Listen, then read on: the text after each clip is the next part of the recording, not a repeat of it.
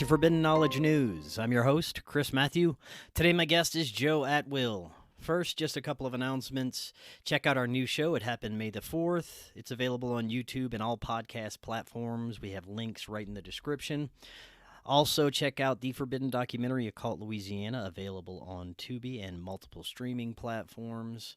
If you would like to help with our upcoming film project, we're having a fundraiser. There's links in the description, or you can visit supportfkn.com. If you'd like to help in any other way, email me, forbiddenknowledgenews@gmail.com. Also, be sure to get a Rokfin premium membership. Go to rokfin.com/FKN Plus and get access to all our premium content.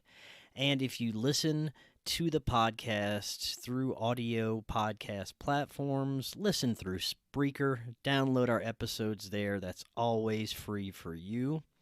Finally, booking guests for July. If you have suggestions or you'd like to be a guest, email me, forbiddenknowledgenews@gmail.com. Today I want to welcome back to the show Joe Atwill. He is an author and researcher that began his religious studies as a youth in Japan at Mary's Military Academy. After selling his shares in the software industry, he engaged into biblical studies and his research into several historical topics. Joe, welcome back. How you doing? I'm just fine. How are you doing? Excellent. It is great to have you back on. Looking forward to this talk. Last time you were on, we discussed a bit about the history of the ruling class control systems. And today, I'd love to get your insights into what's unfolded into our modern control system, some of the groups behind it, how we seem to be witnessing attempts at forced prophecy and apocalyptic program, attempts to try and manifest chaos and new forms of control. But before we get into any of this, remind the audience just a little bit about yourself and your work. Well, I'm certainly best known for work I did on the origins of Christianity. I wrote a book called Caesar's Messiah that was made into a documentary. Both the book and the documentary have been surprisingly big sellers, and I also wrote a book on Shakespeare called Shakespeare's Secret Messiah, which it shows the relationship between the kind of typology that I indicate in the Gospels have to do with Roman provenance of Rome creating religion. And this was sort of a hidden understanding that certain groups had of Christianity. The material that I brought out in Caesar's Messiah, I wasn't the first person to see this. Other groups had understood it, and so the group that produced Shakespeare had understood it. And so that led to analysis I did in The Tempest. Now, the two books, you have to pay for, but The Tempest analysis is available for anyone. You just Google my name in The Tempest, and you can see that play is cryptic and has a kind of a meaning people haven't understood to date, which is that it's really about a kind of reaction against Roman Christianity by a group of kind of occulted Jews. And so when you understand the sort of typologic meaning of The Tempest, you can see it's actually describing, a kind of military response to sort of the Christian culture, and that the Jews are hidden. They are, in that era, they were called Marranos or Conversos. So they didn't really reveal their identity, though they kept their Jewishness part of their mind and soul, and they just presented themselves as Christians, which of course they had to do legally. For example, in Britain, you had to be, you couldn't be Jewish in this area. They had been expelled. You had to be Christian, and so when you read that analysis, which is important in relationship to the modern world, because in the play you get the expression "Brave New World." It comes from a statement in the Tempest. And when you put it in the context of my analysis, you can see that Huxley and Kipling, the people who then use the expression later on, were talking about a kind of slave state that could be established, in which Christianity and Christians would be reduced to very low levels. In Huxley's case, you have the classes of intelligence, alpha through epsilon, and the state would control the production of children. They would control the education, and this would be the Brave New World. Well, when you look at the analysis of I do of the Tempest, which shows that the play The Tempest is actually a manifestation of Isaiah's prophecy in the Old Testament. And in the book of Isaiah, you have all of the events in the Tempest or the events in the Tempest are drawn from Isaiah. And I show that heretofore scholars really haven't seen the complete all of the connections, and if you actually do understand them, you can see that it's leading to a kind of bad place for the Gentiles. So this then was sort of a kind of a platform from which it's sort of odd coming out of the studies of the New Testament and then the Shakespearean literature that you would get into modern conspiracy theory. I mean, how does this actually connect? But seeing how they were looking at the prophecies of Isaiah, I certainly was suspicious of this. And then when 9/11 occurred, 2001, I could easily understand it because of my background, which unfortunately wasn't really held by many people. But I knew that the date had been chosen deliberately. Now, this was critical, that 9/11 is the date of that Jews celebrate, or so they mourn the destruction of the temple. The temple was destroyed twice. There was two temples. They were both destroyed, and the date of this destruction was 9/11. It's a typologic representation. It would be written 9/11 in Hebrew, though it wouldn't be September 11th, but they are representing it, the date typologically. And then remember that in 2001, one of the buildings that was destroyed was the Solomon building, which of course sort of, they were tipping their hat to the building of Solomon and the destruction of that. But they chose the date because it would be the first year of the third millennium. So you have 2001, and now instead of it's reversing the typology, and now it's the sort of Gentiles, economic temple that's being destroyed, and the brave new world is being established, and so that's why 9/11 was chosen as the date for it, and September the 1st. And that's why there was so much foreshadowing of it. This was easy to understand for people inside the secret society that manipulates these things. They would understand the date, and so you see dozens of representation of 9/11 leading up to the event, right, in Hollywood movies and whatnot. And that's just because people would understand that would be the first date of the new millennium from which they could start the brave new world. And this, I found troubling, of course, as to, well, who are these people? And I wanted to point out, I'm not, accusing Jews in a general sense here. I'm saying that as you would have with the mafia, having its origins, and with Sicilians, it isn't the Sicilian people that are producing it. It's a group that share this ethnicity, that use the ethnicity as part of their way of maintaining secrecy. Almost hiding behind it in a way, right? Exactly. And so they can keep the people inside their immediate circle as a trusting close level because they share the ethnicity, but they don't take this information to their general ethnicity. I mean, if the Sicilian people knew who were the members of the mafia were, and they would probably strike against them. And I think the same is true here. I call the group, you're talking about who are the people that do this. I call them like Judeo-Masonic, because you have so many secret societies, and the Masons being the prime example, that are involved with this. So if you look at, take 911, you have so many people who are of Jewish background involved in the whole overall structure. You have Larry Silverman and dancing Israelis, all these people, all these connections into the event.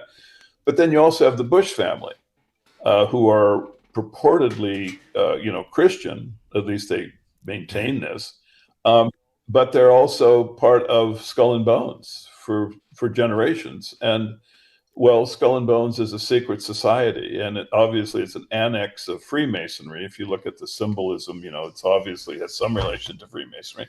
So who are and what are Christians who maintain allegiance to a secret society? I mean, I would just say, look, these people are Christians with an asterisk, because you don't really know what they are, at a deep level, because they're in a secret society, which is secret. Therefore, you don't get to understand the oaths they take or what the goals are. And you don't know whether or not they're using their Christian identity just as a cover for other kinds of activities. I mean, if you just take any kind of CIA agent, for example, and you say, well, what do you do? The person doesn't say, I'm a CIA secret agent. They have some cover story. It's just, obvious. And so the same thing would be the case here, where being a Christian is useful, right, as a cover, but you can't really be sure that they are. In the Middle Ages, the issue, the problem with converso was probably the biggest problem that Europe faced, in that they saw that there were, or at least they maintained that there were a lot of conversos, people who had been Jewish, who had converted to Christianity, that were still operating in the Jewish context and were sort of, in a way, organized against Christianity. So they had these inquisitions, which were trying to find, what are the background of people, what their real allegiance are. I don't think they came to any good results, but they certainly were aware of the problem. Now, I would suggest, you ask, who are the secret society members? I mean, the oligarchs are easy enough to identify, but they're hard to really know exactly who they are and what they are, because they have these identities which hide, I think, their reality. The way to find out would just be do DNA testing. I mean, if you look at the Rockefellers and the Rothschilds, well, who are they? I mean, there are people who claim the Rothschilds aren't even Jewish historically. I mean, I don't know how much evidence they have, but there are people who make the case. They just say they use Jewishness as a way to protect their real identity, which has to do with Venetian dark family secrets and things. There's all kinds of conspiracy theories about this. But how do you know? Well, you really, what you need to know, and what we need to know about our political class urgently, is who they are. Who are they really? Who are they related to? What is their real ethnicity? When you look at all of the malevolence that the population is suffering because our political class is a secret society, you can see it's just absolutely urgent to get to the bottom of this. Because, I mean, if you look at the collapse of Building 7, I mean, just going back to 2001 and 911, it's completely obvious that it's controlled demolition. I mean, it's just ridiculous to argue otherwise. There's just, you can see there's dozens of videotapes of the thing. It collapses symmetrically and at free fall speed, and they claim that fire was the cause of this because it wasn't struck by a plane. Well, what I say is that, look, if you want to make this as even a reasonable position that it's not controlled demolition, you have to show at least one example of a building that was not controlled demolition that collapses symmetrically. or you have to show one example of one that a building, a steel frame building that falls at free fall speed that was not controlled demolition. If you don't have any examples, if there's no examples in history of either one of them, then the fact that both of these unique phenomena occurred at one time and they are aspects of controlled demolition, then you really can't bring this as a reasonable position to the public. But here's my point, is that, well, then why aren't the political class trying to get to the bottom of it? You know, why do they maintain this ludicrous position that it just came down in some kind of weird, complicated manner that no one can really explain or understand? Why can't they just admit the truth? Well, the point I'm making is that the whole political class is a Judeo-Masonic I call it a cesspool, because that's really because of the lying. I mean, these are intelligent and albeit amoral people, but they are a cesspool because they have to lie. There's just all this lying that goes on just chronically, to the public. Well, this is, has always been a burden. I mean, you look at World War I and World War II and the Masonic control over those events. Europeans have been systematically genocided, right? Systematically genocided by these activities, which the political class brings about, and the public suffers from because we have no understanding or control over what we refer to as the political class. I mean, World War I, it was a complete Masonic project on the British side, for example. All the generals were Freemasons, but on the German side, I mean, the Kaiser was the cousin of the King of England. They're both Masons. They're both grandchildren of Queen Victoria, who is the Queen Bee Freemason. So you have that situation, and then a war that has no coherent explanation as to why it would start. And the next thing you know, you have 60 million people dead. Well, there's something wrong here. And the political class has failed, and yet we don't really get to analyze the political class closely or replace them. So the same situation is happening today. I mean, if you look at just present news stories right now, this day, you see the Ukrainian situation, which is, and I would say, is completely incoherent. There's no belief that's possible that Ukraine can withstand, Russian attacks. They're going to lose. Why is the Zelensky and NATO not suing for peace? Well, I would say it's the same reason. To me, I would say the best explanation is that it is the same explanation as to why World War I broke out and then why it lasted for so long and led to nothing except for a big pile of European bodies. What you're looking at in Ukraine is just depopulation of Europeans. That's really what Zelensky and NATO have in mind here. Now, what you'd want to do is get DNA testing of every single person involved in the decision-making. All of the EU ministers who are in favor of the war. You'd want to see, the U.S., like Biden, people like this, like, who are they? Why would they permit such a useless slaughter? And now I would say the casualties are up over 1 million on the Ukrainian side. So why would they permit this when they know perfectly well that in a few years, it's all going to end up basically as this area under the control of Russia, no matter what they do? NATO has shot its bolt. They don't have anything really more to add in terms of weaponry. The militaries of Europe, the ones that NATO would draw from, have all been demasculinized. I mean, there's hardly anything there left in terms of actual fighting units. So the whole situation is just completely ridiculous. Why is this being permitted to go on? And I think that the answer would be to understand the political class that's creating it. And then on the other side of the Mediterranean, you have Gaza, which is just, again, I have like a lot of relations with people in Israel. Caesar's Messiah was popular there, and so I have like podcasts that I do, and I know people, and they're very upset about what they see is an inexplicable explanation for October the 7th. They have no belief that the story the government's telling them about that is real.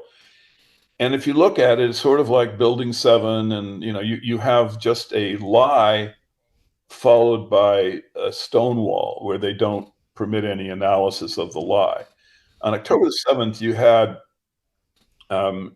automated border technology, and the Israeli border technology is basically so good it is a product sold worldwide, right? The Elbit border technology, which is primarily automated. Now, I don't know exactly what techniques they were using, but I know in 2017, Elbit, the company, it's an Israeli company that creates the border technology, gave a little summation of what they were doing, and their claims was that it was automated. Okay, you had things like landmines, automatic machine guns, and these things are literally controlled by AI. Every square inch of the border is observed 24/7. And the explanation that, the Israelis got complacent is not coherent. I mean, how complacent can a landmine get? Right. I mean, how complacent can automatic weapons that are controlled by, sensors that humans are not interacting with, how complacent can that be? And remember, this occurred, there was 15 different intrusions purportedly by Hamas, 15. So you had this automated technology fail 15 times, 0 for 15. Then you have whistleblowers from the IDF who came forward, who had worked on the border, and they said, this is impossible. Because it isn't just the automated technology, there's layers of redundancy. There are humans that actually are observing all of the area of the border. Every 40 yards, one of them said, there was human eyes on this section, and they're trained to not even look sideways. They're trained to just keep their eyes on the little area that they're in control of. The one woman said, you couldn't get a pigeon across the border without us knowing it. So now the intrusion occurs without evidently any of the automatic systems preventing it, going off, landmines, automatic, machine guns and things. They somehow come across. But here's where it just gets ridiculous, because since the humans then would know and see that, you've had intrusions by terrorists into Israel, the IDF would respond with its, mechanized machine gun helicopters immediately. They would have wiped out this rabble within 3 or 4 minutes. They could never have gotten quarter mile into Israel. They would have been seen helicopters with, they have so many munitions on these things. They can blow up 100 square meters in a second, But they didn't do anything. In fact, the first response that you can identify is 7 hours later, right, where the IDF shows up and you start having, the situation starts to get under Israeli control. Well, that's impossible. It's just impossible. You just can't do that length of time without military response along the Hamas border. The failure of the automatic weapons is ridiculous. All of this is really preposterous. It's just completely inexplicable. So it's so inexplicable that the agency in Israel that protested, and this is very important, it was the comptroller. It was the person who is writing the checks. And he was furious because he said, look, we paid for all this technology. It failed completely. It was 0 for 15. It's supposed to be 99.99999, and it was 0 for 15. I want to see where our money went. The comptroller brought an inquisition, an investigation into what happened.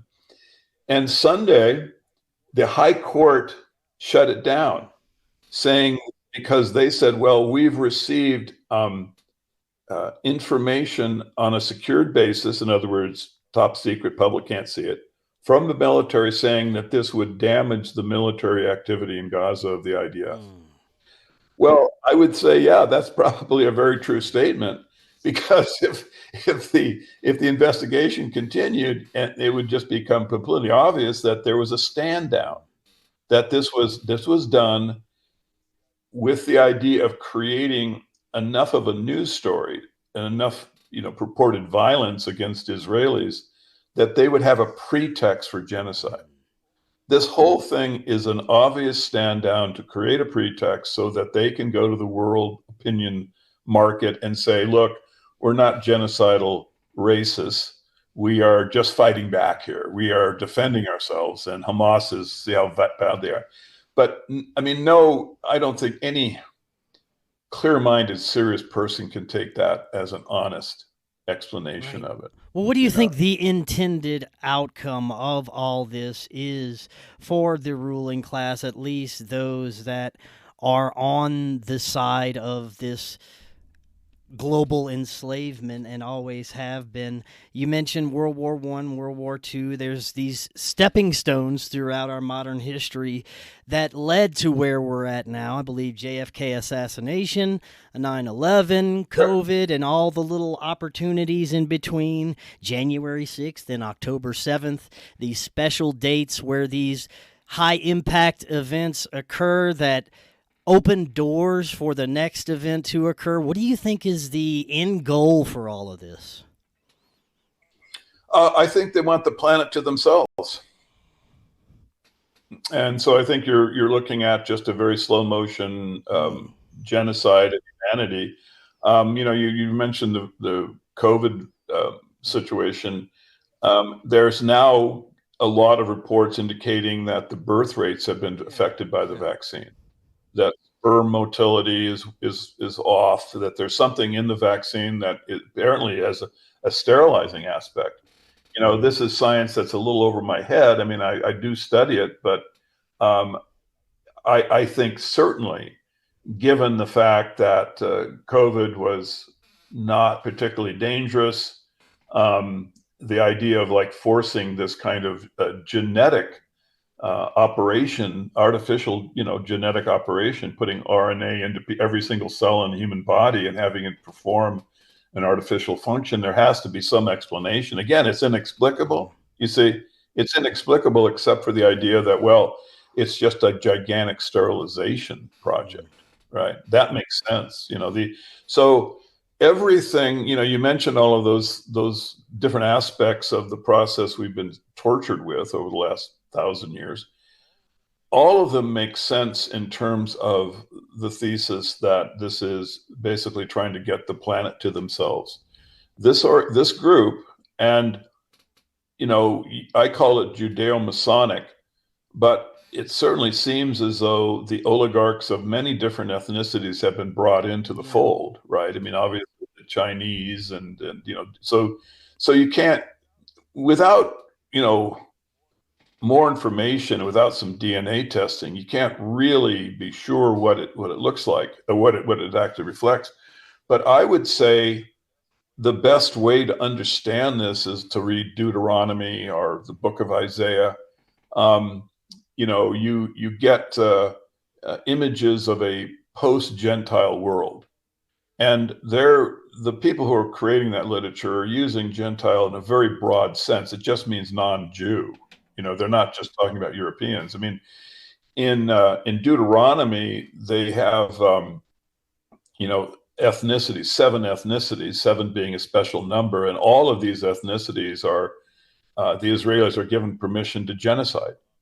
Netanyahu, and this is really telling, this is a good way of understanding, of answering your question. I think this is the kind of the best way, is that Netanyahu referred to the Palestinians last month as Amalek.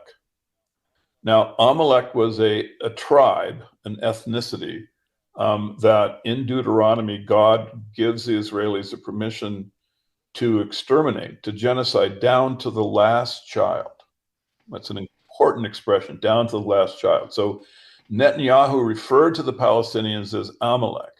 Didn't get a lot of play in Western media, but the Israelis, a lot of them, people that I know, their eyebrows arched because they said their point was, and some of these people, incidentally, are very righteous, moral people. And a couple of them said, look, there's something wrong here, because Netanyahu is in fact killing children right now. And to use the biblical expression of a God-given right to kill children, this seems, kind of a psychopathic, position. But in fact, it's just a fundamentalist position of a certain sect of Jews, the way they interpret the Old Testament.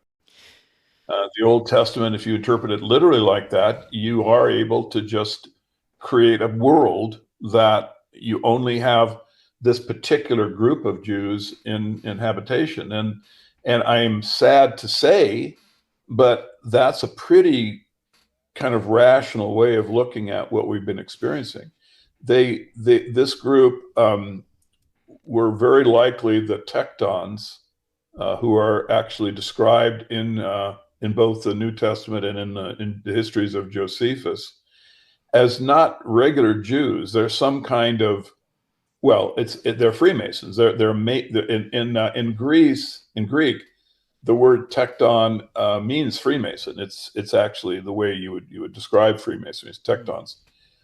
Well, so this special group are distinct from regular Jews. Josephus described them as being separate, and in the New Testament, Jesus is questioned as to whether or not he is a tecton, and they say his father was a tecton. Joseph was, his father was called a carpenter, but that's a complete misinterpretation. The word is actually Mason. So they're wondering if, and remember, he dies at 33. You have this kind of, the symbolism is. So what I think you have is a secret society that was well organized in the first century, that basically went underground. I mean, you have the Knights Templar would be the first kind of manifestation of them.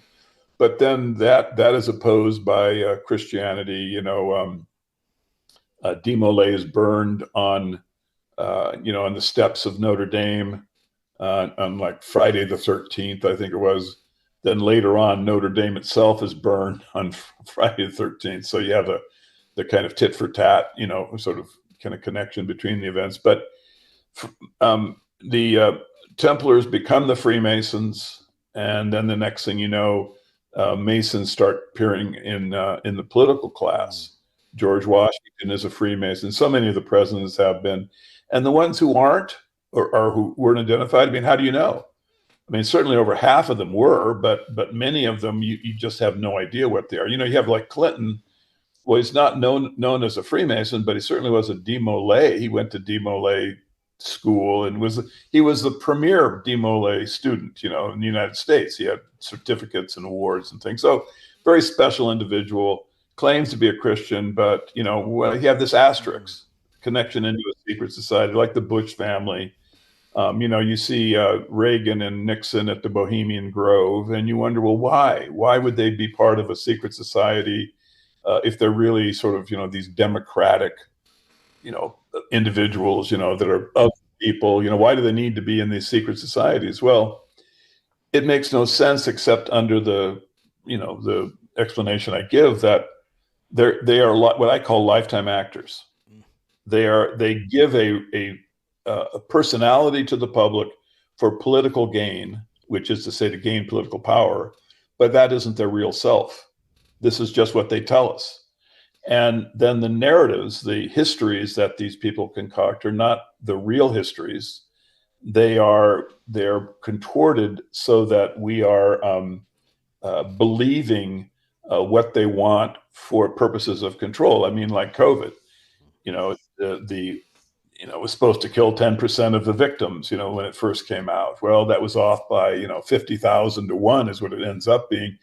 Well, how could they have made these huge mistakes? Well, social control comes out of all of the inexplicable errors that they make, like in Ukraine, and in Gaza, World War I, World War II. We're just constantly suffering from the lies, that the political class gives us, so they can, ratchet up the social control ratchet down our population, and they're just in general heading toward this world I described where they're the only ones in existence. Now, many look at the control system and have the understanding that it's based off of ancient occulted spiritual beliefs and ritualistic practices, but there's some that argue in our modern age that at the highest levels they hide behind these spiritual beliefs.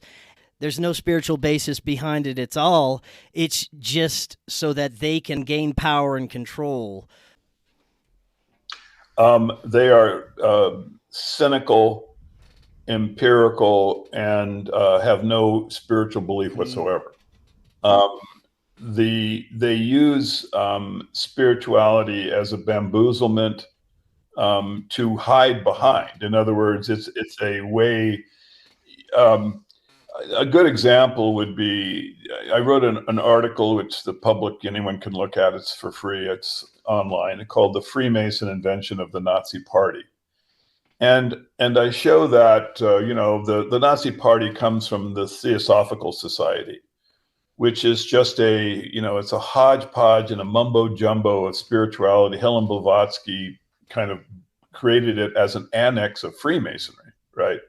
And it's promoted and funded by Freemasons, but it's a completely incoherent kind of spiritual system. I mean, it's just that, frankly, it's ludicrous. But it becomes, over time, I mean, this is actually, you're talking about 70 years, so you can see how incremental and patient they are. It becomes the kind of German race paganism that was the basis, the kind of philosophical basis for the Nazi Party, right? So in other words, you had a transition from Christianity to this German paganism, right? Which basically then ends up as the Nazi Party.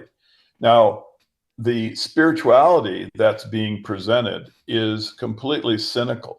They are just using it. It's absolutely clear when you look at it over time and all the different individuals. None of these people believe any of this nonsense. They're just creating a little bit of kind of intellectual space so that when they go to actually onset the Nazi Party, it has what seems to be a coherent explanation for itself. In other words, that you have this German paganism, which has been presented over time by Masonic individuals, inserted into the German culture. So it just seems like there is an explanation for Hitler's behavior that is grounded in a spiritual sense, right? But the fact is, it's just absolutely cynical. I would say Freemasonry is, again, it's just completely cynical. And even though you don't really know because of the levels, but I wrote an article called "The Freemason in the Rye," which is a deconstruction of Catcher in the Rye by Salinger. And I show that the Freemason, or the Catcher in the Rye, is just a occulted homage to Freemasonry, in which the different levels of Freemasonry are represented. So Holden Caulfield is actually going through the steps to become a master Mason, right? That's what the Catcher in the Rye is actually about.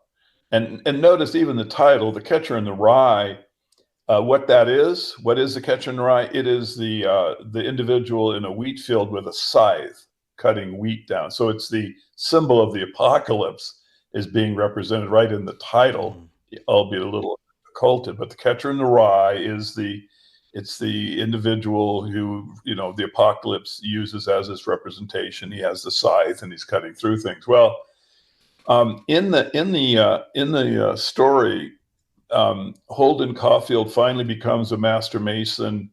Two brothers bring him to where the ancient Egyptian symbols are. He gets to go in by himself into what is being symbolically depicted as the Holy of Holies, which is something in Freemason lodges that they use for when they are bringing people up to the high levels.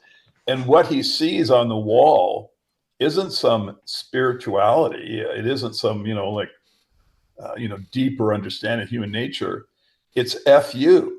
This is what he comes in and he sees the wall, and there written on the wall is "F-U," right? Well, what that is showing is it's a way of showing that this high level is not spirituality. It's F-U. They're saying, to hell with you. We have the bamboozlement, we have the pseudo spirituality, but at the end of it, there's F-U, there's genocide. So this is really what is the secret spiritual kind of understanding that the oligarch class has, is that this all leads to the genocide of humanity. They are moving toward a world in which they are the only individuals, that they would be, have the planet to themselves. Whoever they are and whatever they are definitely trying to depopulate. They have all of the global weather change things, that they're trying to get people to accept that, well, we have to depopulate. There's just too many of us. They don't talk about the destructive kind of chemical insertions into the world that are artificial. They just talk about it's a number of people. This is the problem, right? So we've got to depopulate. Don't complain about not having children. Don't complain about having high levels of people dying, in their 40s. This is all good. This is great for the planet. So we're just being, what has happened is fairly obvious, in my opinion, is you've had a secret society that I call the Judeo-Masonic group has taken over the political class of the world. They have, through the centuries, slithered in. They've replaced kind of political and monistic leaders, that were from the actual ethnicity that they represented, and they've replaced them with these lifetime actors. So I would maintain, if you did genetic testing of like the last 5 US presidents, including Obama, you'd find that their ethnicity and their families are related.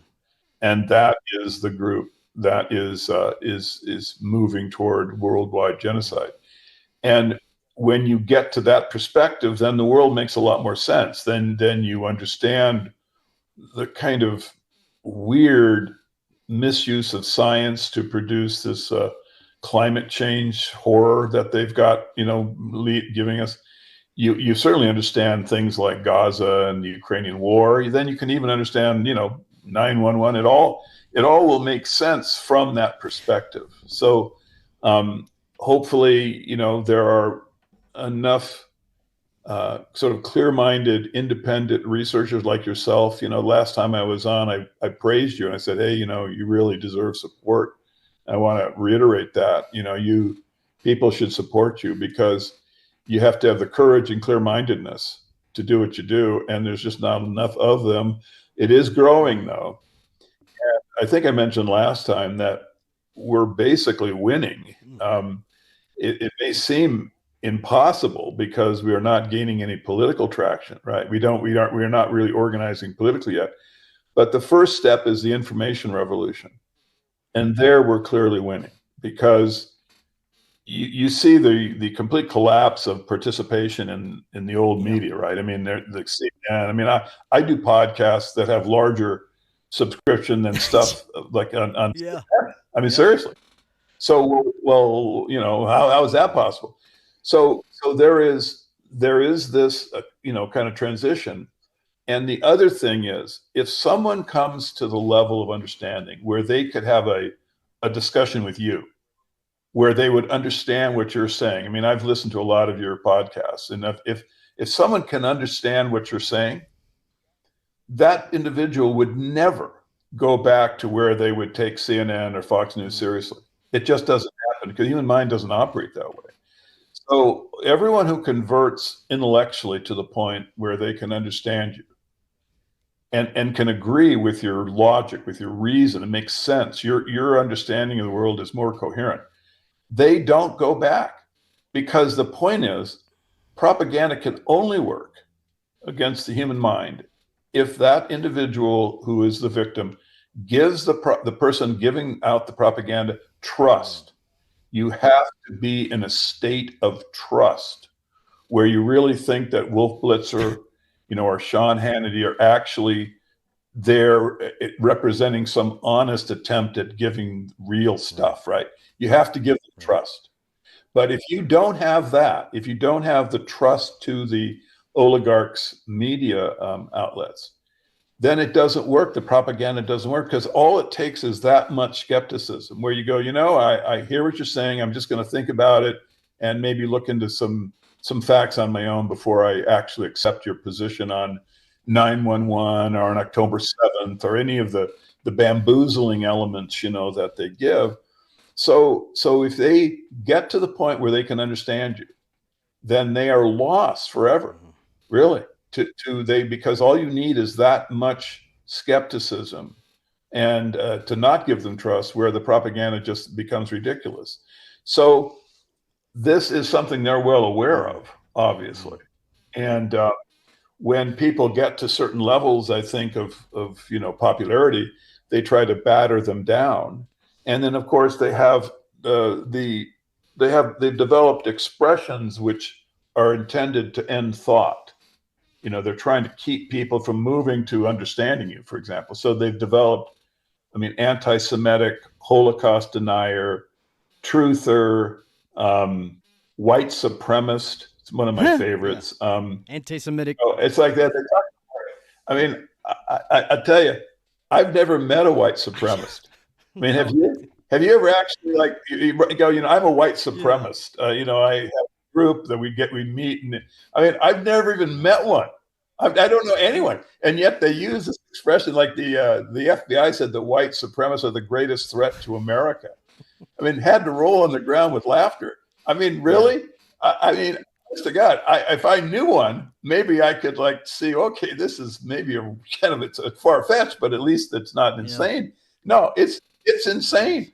There just aren't any white supremacists. And now, you have this revolution in the EU where they're trying to restrict politicians or get rid of politicians who have this open border policy, because they can say that the immigration from North Africa and the Mideast that's going on is not good for their cultures, right? Everyone can see it now. There's more violence. There's the economics are bad. It's just really been, and of course it's the end of long-standing European cultures like the Danish, the Swedes. They're just getting rid of them with this immigration policy. So they now have, in the last election, they posed, the politicians who have this as their policy. And what are they called? They're saying this is a far right. They use the expression far right. They use that expression rather than, well, these are the traditionalists. These are the people who are promoting the traditional European culture, but instead they have become far right because the way they're, I'm just giving this as an example of how they're using language for the purpose of shutting down thinking. So far right, conspiracy theorist, truther, anti-Semitic, Holocaust denier, they're all just designed, these expressions, to have intimidation in back of them, that people know that if they're charged with those things, that first of all, they can't defend themselves, right? The charge is the conviction. They're given this negative stance, they're put in the public eyes and they're negative, but this isn't that they have any kind of clear-minded rationale that people should be aware of. They're just they're bad in the heart and in the mind, so stop thinking about them. But the fact is that if you look at, for example, the Holocaust statistics, every year fewer and fewer people believe the narrative. Every year. Why?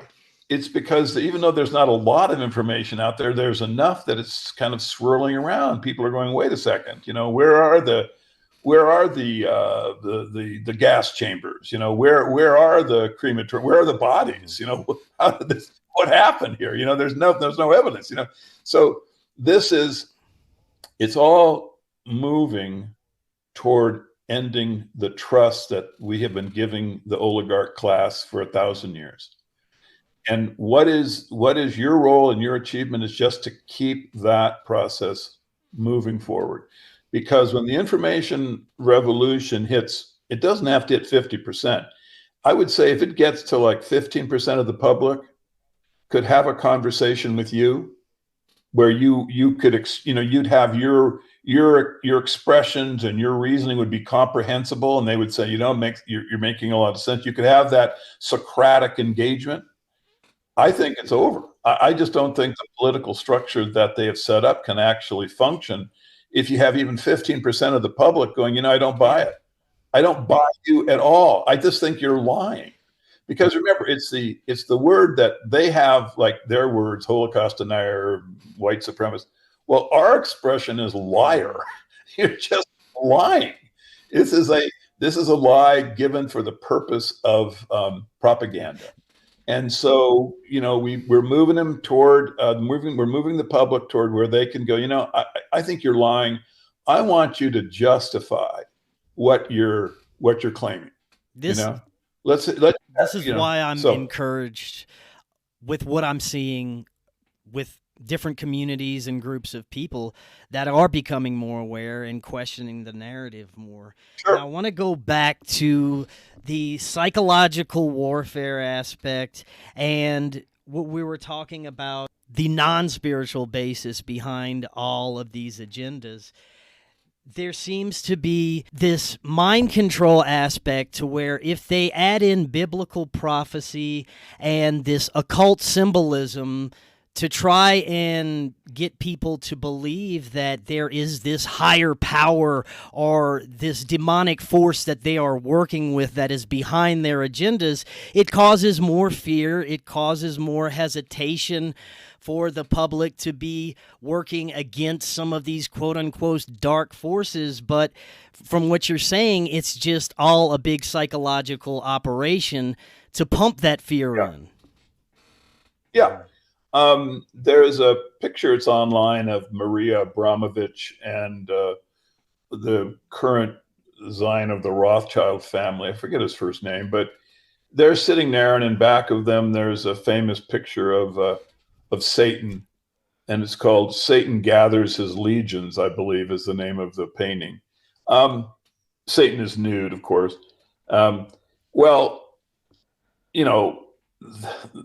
Both of those individuals, well, certainly Abramovich, engage in kind of hocus pocus spirituality, right? That you can see as satanic.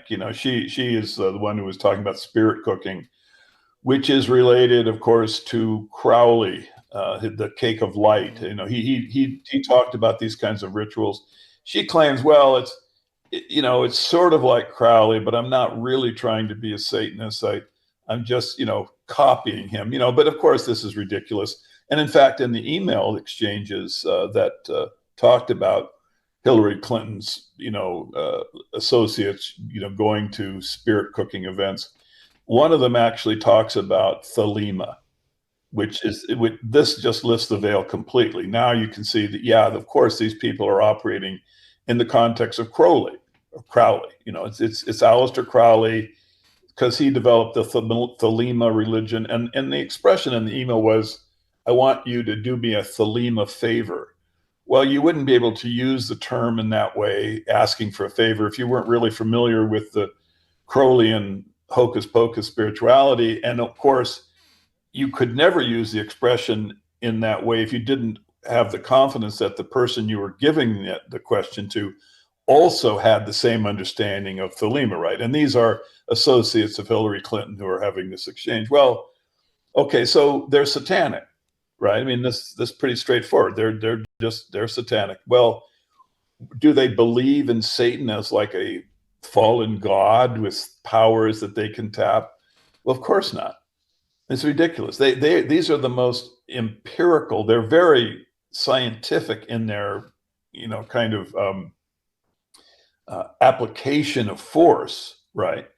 But they know what they're really doing is they're trying to just use spirituality as a way to confuse people. And the example I gave about the Nazi Party coming from this Freemason insertion of spiritual paganism that is, they claimed was ancient, the Aryan people, right?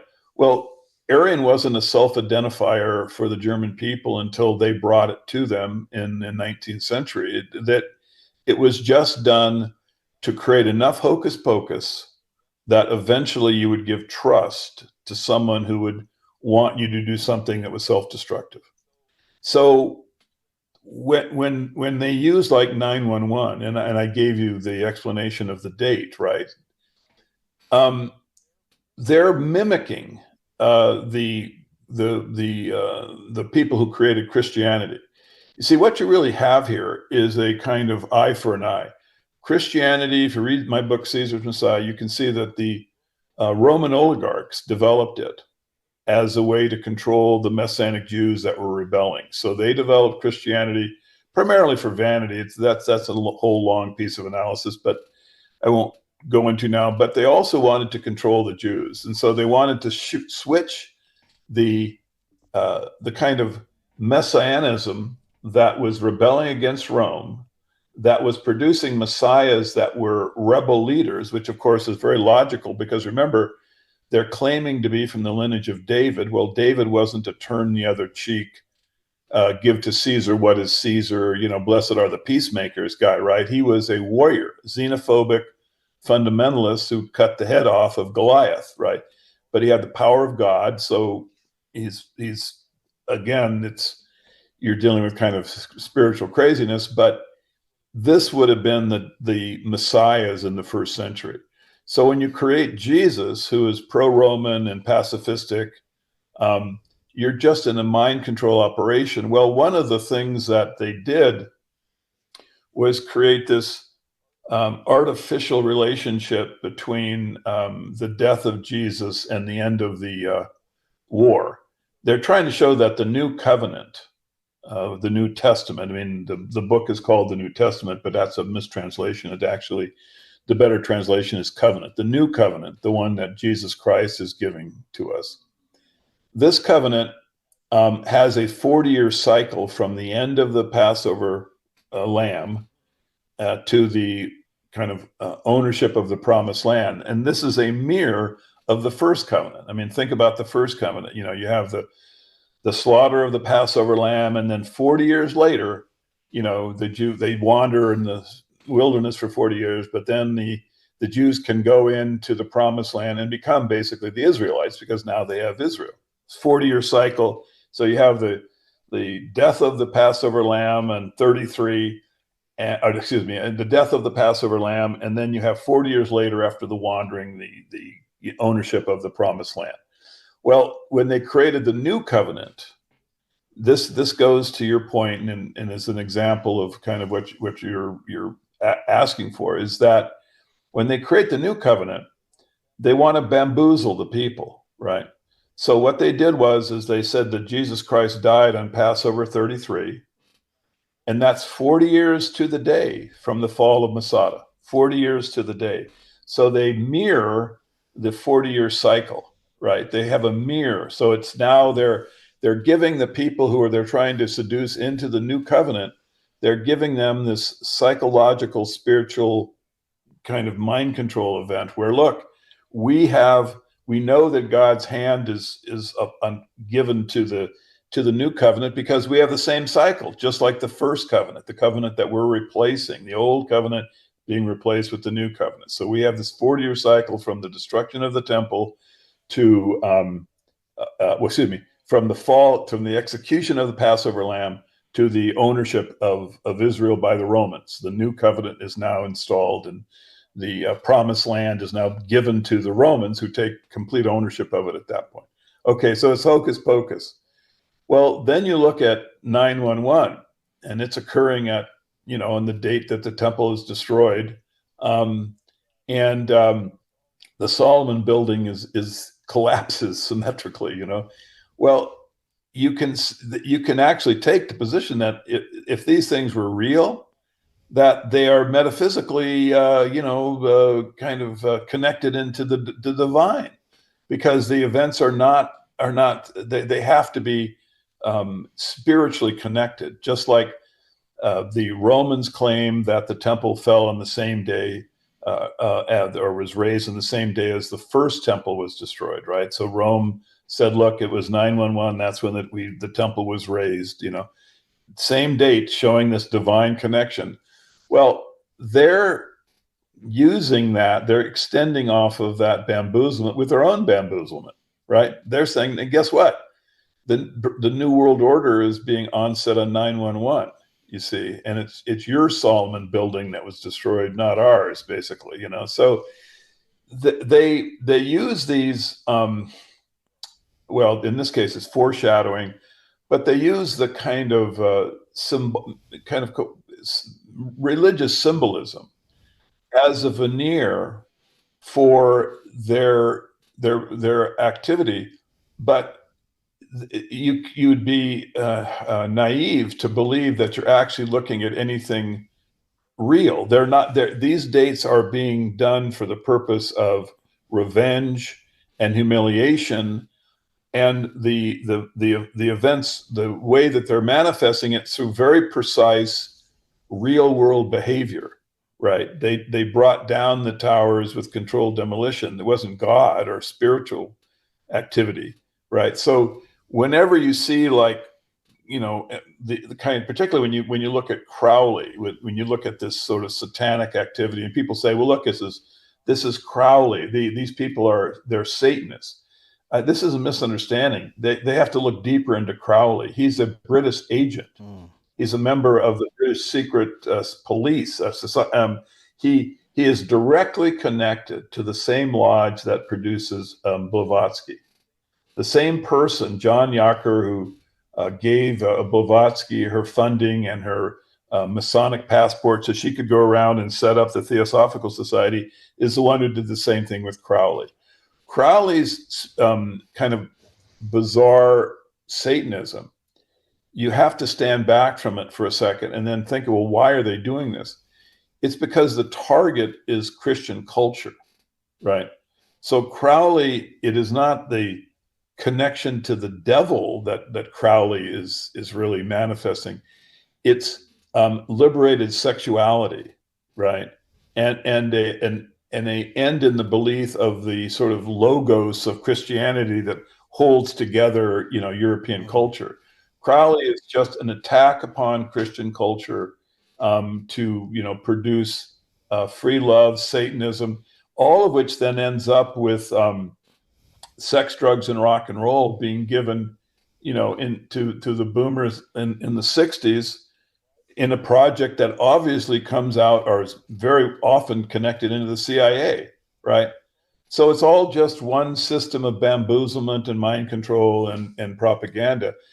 And sexuality then is being, you know, unleashed so that the family cannot exist, because what's really being destroyed here is the family, ethnicity, and the power that those organizations represent.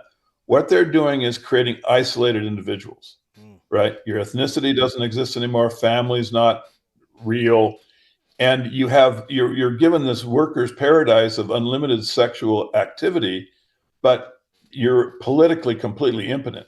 If you look at like TikTok and the kind of sexuality that's being represented there, of just, there's no hookup. I mean, there's no family that you can create out of these people, right? They are into hookup sex. And from that position, no families will be produced. There won't even be I don't think, another generation, right? Because none of them very few of them can have children. How could they have children, you know, from that position of the pornographic world, the hookup sex, you know, so family production to be going down there. It's all headed toward genocide. You just have to, I mean, as I've maintained, it's, you just look at the goal here is depopulation. And there's different ways. And one of the tricks that they're using is this satanic spirituality that they're pretending to believe in. They're trying to seduce people into its manifestations of, you know, get into sex and drugs. But it's all just headed toward one simple place, and that's just depopulation. Now, earlier you were saying that you have the feeling that as a whole, we are headed in the right direction. There's a lot of failure on the part of the ruling class. I see the same thing. But I also see that the evidence of the control system crumbling is being put out there more. example, some of the celebrities that are being outed for their degeneracy and illegal activities, and people in power above and beyond that. Do you think that this is a reaction to the failures of this New World Order system? Yeah, it's a really good question. Answer is I don't really know. I think there'd be in different cases would have different explanations. You'd have to almost go by its kind of phenomena by phenomena, celebrity by celebrity. I think some are legitimate, and I think others are not. I think the independent media. I mean, I don't think Alex Jones is a legitimate individual. I agree. He had the foreshadowing of 911, very specific. I mean, that's ridiculous. You don't. So what they do is they create. They try to lead the opposition. They try to take control of the opposition by their old technique of gaining the political control over it. So they try to get the most visible leaders of the independent media as people that they have control over. So this is what you end up with is cul-de-sacs. These individuals are created to push you into cul-de-sacs, which are basically places where you just you come to it's like in with the COVID mandates. They will take you to a place where they go, well, what we're dealing with is the military industrial complex playing 4D chess, and you'll never really get to know what's going on. It's a cul-de-sac. No, actually, you need to think a little bit further here and try to come up with the actual individuals who are producing this, right? And you can, if you keep going, keep thinking. Don't stop just because you have military industrial complex as a concept. That doesn't give you any explanation at all. That's just another question that you have to just keep, trying to answer. So as far as, are we winning? Well, or as there is the, kind of their system of control crumbling. Well, I don't think that's true at all. I think they're actually, it's becoming stronger because they're developing technology. You're getting this nudge technology in Facebook and Google and things. But what's happening is an information revolution. I mean, this is the thing, is that we are not in a political mode yet. We're not in a mode whereby we would start to see, activity that could crumble, their structure of power. But what's happening is the truth is just getting out. And then at a certain point, you'll start to see political activity when you get the percentages of people who are, as I've said, could have conversations with you. When you get to that point, say about 15%, then you'll start to see that the old political system won't really work very well. It's almost there. I mean, 50% of Americans are registered as independents now. I mean, this has never happened before. And this is a direct result of, the kind of power of the independent media, right? That has been the force that has brought all the cynicism. Hasn't been the mainstream media. New York Times isn't doing any of this. CNN or Fox News isn't doing any of this. It's people like you that are doing this. And so the information revolution is moving along very well. More and more people are losing their trust. So the propaganda cannot work on them. And therefore, they'll start looking at phenomena like October 7th and the invasion of Israel by Hamas, or the explanation that's being given for the Ukrainian war. And they'll go, this is it's not realistic. It's just, this is absurd. So the ruling class will become more and more exposed as malevolent. And then when you get up to, say, 15%, you'll start to see zealots demanding changes in the political system, changes in the way that, political people are selected, to run for office. Their system won't work anymore. Now, at that point, then the world will become very dangerous because they're not going to just go away. But I think that the power of the human mind is such that once the process starts, I just don't see how they can turn it off. And I think when they attack you or me or any other, they're almost at diminishing returns. Where when they attack people or try to, when they use their expressions like Holocaust denier or truther or white supremacist, it's so incoherent and, well, just obviously false that they are actually making more people skeptical then you see, then they're pushing back into the darkness. I don't think their techniques to push people back into the darkness work at all. I think they're just ridiculous, and I think people can see right through them. And I think I'm not aware of anybody who's come out into the sunlight and go, gee, I can listen to you and I can understand you, and then go, I realize I was wrong. Yeah.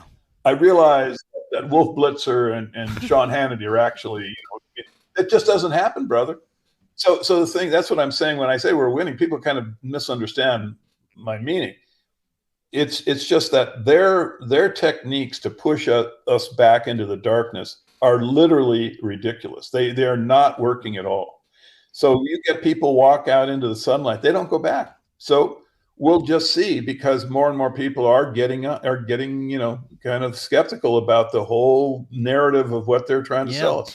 Revolution's got to start somewhere. Joe, thank you so much. This was fantastic. Essential information. Before we close out, remind everyone where they can find out more about you, get your books, and everything else. If they want to buy the books, just go to CaesarsMessiah.com. If I have a whole bunch of articles on the Beatles, on Freemasonry, the Ketron-Narai analysis, the article on the Tempest, they're all at postflaviana.org. I mean, that's kind of hard to understand, but it's the Flavians are my understanding of who created Christianity. So postflaviana.org or .com, and you'll see all the articles. They're free, and just check them out. And if you have questions, email me at joeatwill@gmail.com. I try to get to all the emails. It takes me a while, but I try to get through them. So, and support, for Forbidden Knowledge News. I mean, this is really where this is the future, brother. It's you. So good luck. Thank you, sir. And thank you for coming on. I can't wait to do this again. There's much more. Much more information. Hope to. Yeah. Thank you. And we'll see you again. We'll talk again tomorrow, everyone. All right. That was a great episode. Love his information. Although I don't agree with everything, one of the biggest things I do not agree with, that at its foundation, it is not a spiritual war. I do believe that this is all about the unseen forces that we deal with on a daily basis, and always have since the beginning of time. But again, he does have great information. It is a great way to understand the material aspects of this war that we are facing against humanity. So thank you again, Mr. Atwill. I just had to add this little closing tidbit of my thoughts on the episode. Great episode. Thank you all for listening, and we will talk again next time.